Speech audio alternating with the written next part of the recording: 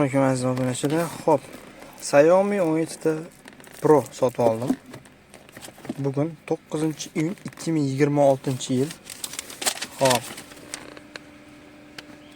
Xo'p. Leica 5x kamerasi 7000 mAh akkumulyator ekan. 144 Hz ekranni anaqa ochishi. Xo'p, 100 wattli hamda 50 watt bespirovodnoy zaryadga olar ekan. Xo'p, chimamda qachadan chexol chiqdi. Men o'zim ishlatishim uchun foydalanuvchi sifatida bu videoni olaman. Bloger emasman, texnobloger emasman.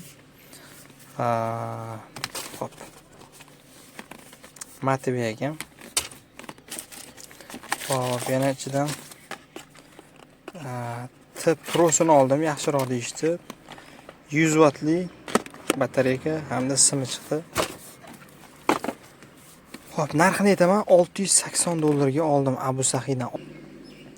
256 tali bo'lar ekan. Kameralari yaxshi. Xo'p, ekranda ochiladi mana. Bu qo'limga edi.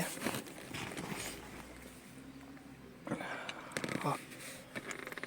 Yaxshi telefon. 9-iyun kuni sotib oldim ishlatish uchun. Buni men yaxshilab ishlataman. Yandexda polностью ishlatib, batareykasi bir kunga yetadimi yo'qmi? Kimda kim shu telefonni olmoqchi bo'lsa, shu telefonga qiziqmoqchi bo'lsa, men shu telefonni ishlatyapman. Bemalol Instagramdan yozinglar. Xo'p.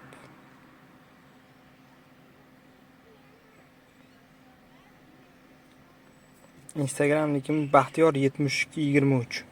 Kim shu telefonga qiziqayotgan bo'lsa, biror bir ma'lumot kerak bo'lsa, Baxtiyor7223 Instagramdan yozinglar. O'zim ishlataman bu telefonni, polностью bosib, qanaqa telefon, kamchiliklari nima, polностью aytaman. Olmoqchi bo'lgan odamlar yozinglar Instagramdan. Batareykasi bir kunga yetadimi yo'qmi? Xo'p, kamerasi qanaqa? 2 5 10.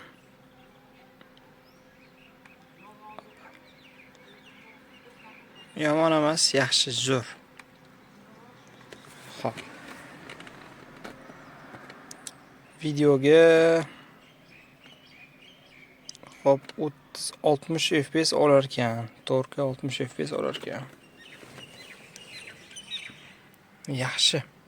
Videoga olishlari ham yaxshi. Kamerasi tomonlama yaxshi. Endi yanada ishlatib ko'raman men bu telefonni.